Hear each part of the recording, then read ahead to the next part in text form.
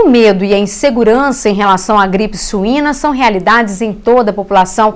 As notícias são frequentes e diárias que relatam novos e novos casos. Em Caratinga, 2 pessoas estão sendo acompanhadas pela Secretaria de Saúde. O secretário de Saúde, Roberto Carlos, conversou com a nossa equipe de jornalismo para falar sobre esta suspeita e também tranquilizar a população.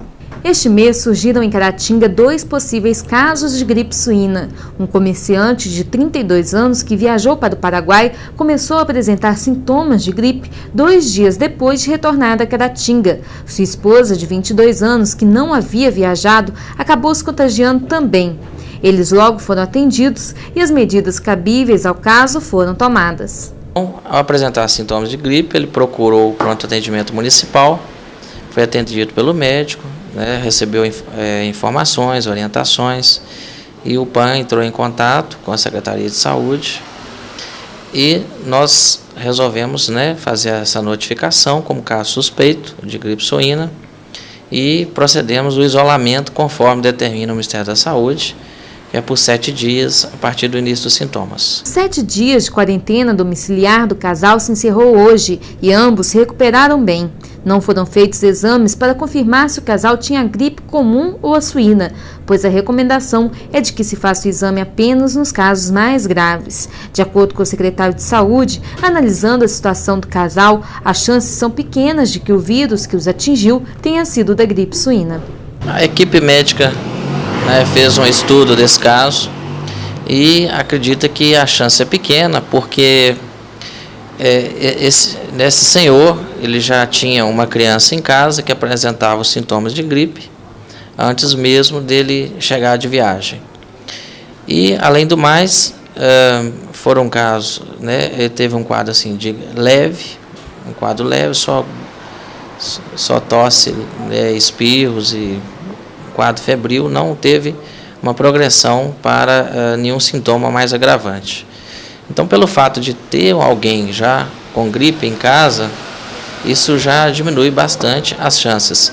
E se considerarmos que no Paraguai você tem 100 e poucos casos só, e o Brasil tem muito mais, o Brasil tem até sexta-feira 1.027 casos, então o Brasil tem mais risco de gripe suína do que o próprio Paraguai.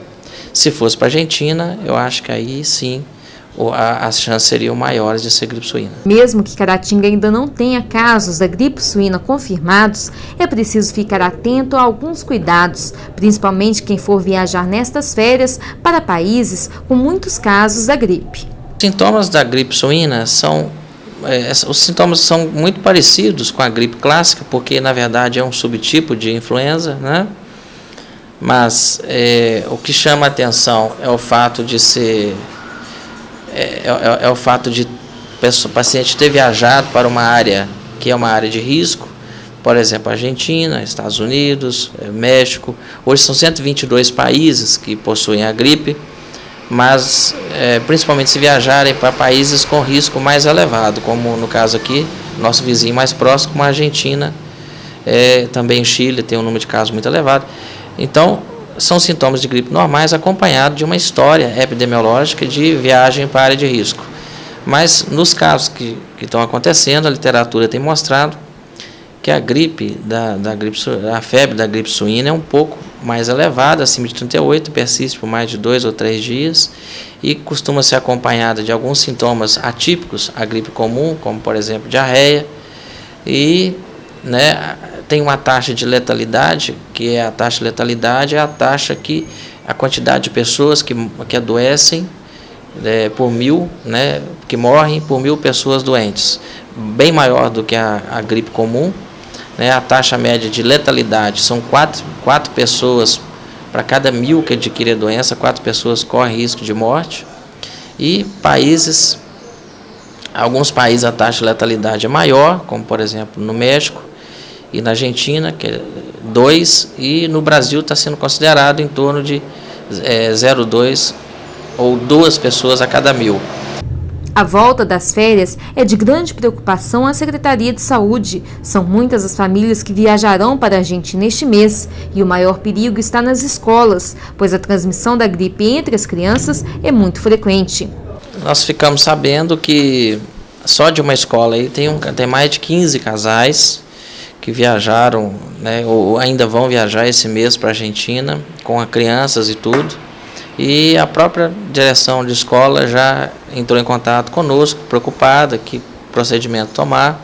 Então a gente tem conversado com essa escola e com outras escolas que após o retorno do período escolar, que fiquem mais atentas aos sintomas de febris e de gripe apresentados por crianças de filhos de pessoas que viajaram para a Argentina. Caso isso aconteça, nós vamos manter um contato frequente aí com essas escolas e manter um canal aberto, um número de telefone disponível, para que a gente possa, caso aconteça, a gente faça um isolamento o mais rápido possível desses casos.